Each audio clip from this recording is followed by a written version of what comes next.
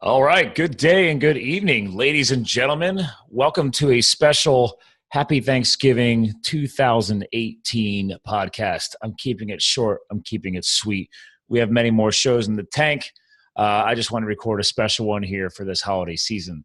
It's been so special that I literally am going to be publishing this late. I'm actually recording this on Friday, the 23rd, because I decided to choose a little life balance and focus on something that I do every year. One of which, as you can see on the video for the YouTube watchers, rocking the beard. It is No Shave November. So I try and create some more awareness for obviously men living with cancer, and obviously everything around cancer in general is not a positive subject. But if we could have some fun while creating awareness and also donating money to create better research to cure a disease like cancer, let's do it. So obviously the whole No Shave November, if you guys have never heard about it, there's also something called Movember, M as in Mary or M as in mustache. So if you see guys rocking mustaches that they normally do, or like myself, I've grown out a beard that my fiance does not enjoy, and she doesn't like the scratchy hair. We're all just trying to do that just this time of year, just as an excuse to create some more awareness around cancer. And the value of that is that obviously as you grow a beard, you have to do less shaving. So you basically, the money you spend normally on shaving supplies or anything greater than that, if you are so inspired, we ask that you donate that to a organization associated with No Shave November. And that money then is earmarked to help research and improve things for people living with cancer. So that being said, the beard's off the checklist.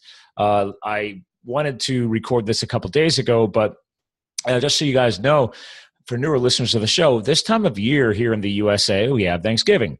So about 8 years ago, I stumbled across a wonderful woman by the name of Mary Lanning in New York City. And this was after my first year of firefighting, when I left the corporate space, decided to go become a hotshot wildland firefighter. Through that first season, I met a guy, one of my fire brothers, who I found out he actually had a full ride already ready to go, meaning tuition paid to attend Columbia University. He was a very intelligent man, and he was going to attend Columbia to study chemistry and full PhD doctoral program, you name it. I was like, man, I can't believe I met this guy fighting wildfires in Western USA. So I said, hey, man, after that season, let me catch up with you on the East Coast, since that's where I'm from. So I came up to New York City, up to Harlem, where Columbia University is headquartered, and was supposed to meet up with him, but he was still in some classes. So I decided to kill some time, go grab us some lunch, catch up on some reading, since my fire season had just completed. So it was kind of like a big vacation for the next few months, creating some life balance. So I'm hanging out in this cafe, and I'll fast forward the story. This guy comes in, creates an awkward situation for this woman sitting behind me, ergo Mary Lanning. Ends up subsiding easily, no big deal. And then we ended up smiling and talking. And she's this wonderful older woman than me. I mean, she's been around longer than me, running her charity now as of this year, 2018. The event called Street Corner Gourmets has been going on for 47 years. And that's the story that I ended up learning from her, was that 47 years ago, technically 50 years ago, if you include the first couple of years, her doing it by herself out of her home, she decided to start taking her Thanksgiving meal and bringing it to the streets, to the people of Harlem around her that were less fortunate, either being homeless or low income. And I just find that very powerful. And the story touched me so much, and the passion in her eyes and her voice inspired me so much. I said, Mary, I'm not very religious, but I do believe in faith, and I do believe in passion, and you've got it. So I said, listen, I just finished my fire season. She loved hearing that story. I said, I'll be back. Give me your contact information. I'm going to come up and I'm going to volunteer with you, your family, and these people you gather every year to create such a powerful impact. And this is, again, 8 years ago. And it's been powerful ever since. Every single year I go back. Per her guidance, she creates a new menu every year. It's been tweaked a few times here and there, but she helps inspire and create. I'm not kidding, guys. Get this. Minimum 2,000 meals. I think this year we did 2,500. So over 2,000 made from scratch Thanksgiving meals that we create in a commercial kitchen through volunteer work, and then are taken to the streets. and we serve them hot on the street Thanksgiving morning. So we have another whole team of volunteers out on the street starting usually between 7 and 10 a.m. They set up, and then by 10 a.m. we're serving hot food to the people in and around Harlem. And it's pretty powerful, I'll tell you, because one thing I learned is it does take a small army to pull this off. And the first couple of years, I was trying to stay in and work in the kitchen and eventually going outdoors to help in the streets. Over the past couple of years, I've tried to create a little more life balance. So now I still go up on Wednesday, the day before, and then we start working. Like, so last night, we ended up rocking it from, I think we finally kicked it into gear around 9 p.m. And we, as just like every other year, we run that kitchen all night long, no sleep. Working through different shifts of volunteers coming in, working through different side dishes, making soups, making desserts, making snacks, making, this year we're making giant vats of hot cider and hot cocoa to take to the streets, because I believe we broke the winter chill record for this time of year. And we were forecasting an 8-degree real feel Fahrenheit. Pretty cold. I think it was a low of 17 to 19 with a wind chill. So the wind chill made it a real feel of 8. So long story short, 2,000 plus meals. And this was a fun year because this is only the second time, but really third person who I've ever brought from Pennsylvania with me to attend this event and experience what it takes to do this undertaking. So shout out to Brian Strausser of the Strausser Project. He's been on this show a couple times over the years, and he was inspired to join me this year, and we made sure we got him back in time to spend time with his family. I came back to spend time with my family, actually my fiance's family. This is one of these holidays where, because of the commitment to that event that I go back for every year, I lovingly told my family, I said, guys, it's just too much. I have to go to New York City, which is almost 2 hours to get into Harlem, get out of Harlem onto the where we do the work, and then get back. And I haven't slept all night long. And sleep deprivation is not healthy for you guys. We've had a lot of sleep experts on this show talking health. So long story short, I made the commitment then, since saying, you know what, my fiance's family is right down the road from our house. So that's a heck of a lot easier to accomplish. Another tradition I'm going to throw in here for you guys is we also attempt to do a mountain bike ride every Thanksgiving Day morning here locally at a park. We usually have at least 20 people, sometimes 30, depending on who wants to brave the cold winter start. And sure enough, I actually was able to make it back in time. My loving fiance brought her own bike down and made sure she grabbed my bike with it. So that way I basically drove from Harlem, New York. I think we left around 7:30 a.m., made it to Brian's house where my car was staged, grabbed my car, left, thanked him for his service. We're going to catch up soon on a new podcast, and then drove to the park to meet them. I got changed in the parking lot, freezing my butt off. And this annual ride is called the Jaeger Ride. It is inspired by Jägermeister, the liquor. Again, if you choose not to drink, that's okay. You can still do this ride and freeze your butt off with everybody else and not drink. So I will admit, a couple of times on the ride, I'm sleep deprived, and I was like, I'll have a couple of shots, a little life balance. It's the holiday. And it makes it a little bit more interesting. So we'll just say this. It was a cold ride. It was fun hanging with friends, and then obviously step on to spend time, get a quick shower. I hadn't showered either, by the way. I had a quick shower to warm everything up, change around, head over to the future in-laws, have a big holiday dinner there. And this is around 12 o'clock in the afternoon. So we're still going. I'd been up since 6 a.m. the day before. I woke up at 6 a.m. Wednesday to go meet Brian and then drive into the city. And we'll talk about this more on another show. I think I'm still actually sleep deprived because my story is a little chunky.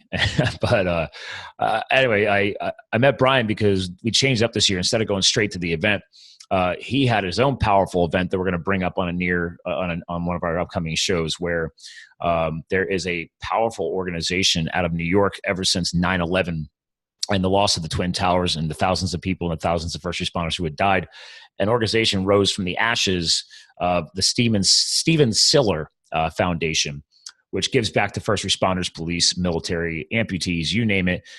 They're going around the country building homes that are specially adapted and customized to fit that person's health issues, impairments, etc., to give them the home that they deserve so they can live their lives more honorably and more respectfully with a home that adapts to their lifestyles. So this event on the day before Thanksgiving, on Wednesday, we were actually attending a house dedication ceremony in Staten Island, New York. And I'll just mention the kid's name. His name is John, and his family is amazing. I got to meet them. I got to spend time with them. Brian Strausser and I had done a podcast a year ago, creating more awareness around his condition that he lives with. It's basically summed up his skin. The skin all over his body never properly heals. It's missing an essential collagen component in his skin. Very sciencey, but long story short, this young boy, now 16 years of age as of this year, goes through a lot just to live his day-to-day lives. He is constantly on morphine. He's constantly on pain relievers. His skin never fully heals. He's basically an open wound. This kid's got so much resilience. I hope to one day maybe get him or maybe his family on the show to share their inspiring story. But his family sacrificed a lot for the first 16 years of his life. His brother, his sister, his mother, his father, everything was kind of centered around him and his condition. And it was powerful to see Stephen Siller's foundation step up, and their tagline is the Tunnel to Towers organization. And it's a story of Stephen Siller, who's a fallen New York Fire Department, basically FDNY guy who was off duty the day of 9/11. He tried getting to the tower. He couldn't. He grabbed 70 pounds of gear, his clothing, his equipment that he had, and ran from the tunnel from Brooklyn to Ground Zero, and made it to the second tower before it fell, and then unfortunately lost his life in that tower. So he was one of the thousands of first responders lost that day. Powerful story, amazing foundation. Shout out to the Stephen Siller Foundation and their Tunnel to Towers organization. It's amazing what these guys are doing. I recommend checking them out. I will link them in the show notes for the website.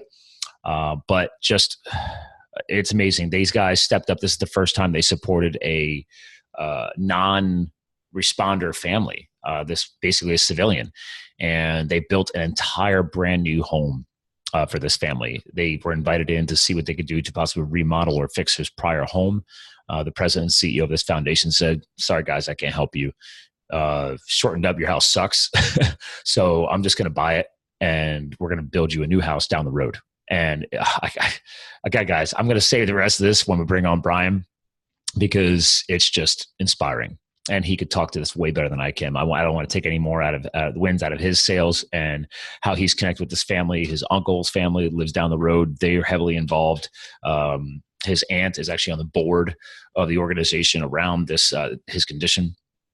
Just amazing, guys. So anyway, so from for this short episode, it's got a little long. Sorry, guys. It's from seeing a new home dedicated for the Thanksgiving holiday. You can't be more thankful than that. To then heading up to Harlem, New York, to bring Brian into the fold of my friends and family that I've made over the past 8 years with the Street Corner Gourmets, which was founded by Sister Mary Lanning. So shout out to Yes! Solutions is the name of her nonprofit. And she works with Boys Hope and Girls Hope, and she runs this event, and she has another event on Christmas and another event on Valentine's Day. And if you're ever looking for somebody inspiring to change your life and volunteer your time in and around the New York City area, definitely check out Yes Solutions, because Mary will change your life. But anyway, guys, mountain biking, home dedication, over 2,000 meals to the streets on a cold Thanksgiving morning 2018. I have a lot to be thankful for. I wanted to share that with you guys quick for our Friday episode because I'm just looking forward to kind of recharging this weekend, spending time with friends and family. It's been go with writing the book, writing the podcasts, growing my clients' businesses and their brands. It's been a lot, guys. I'm sure you all do too. So I will let you get back to your holiday weekends. I hope this short, personalized episode inspires you to do more with you, your friends, your family, and just remind yourselves that we could always work another hour. We can always start up another business. But in the end, what is the purpose behind all of that? What are you doing to drive all of that? And so as a reminder, Fuel Enterprises and Live the Fuel has become a for-purpose business over a year ago.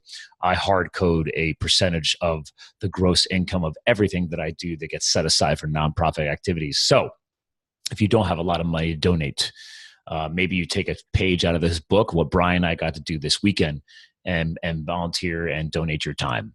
It'll change your life. It'll change the lives of people that you're impacting, and it might just give you a better outlook for the days to come.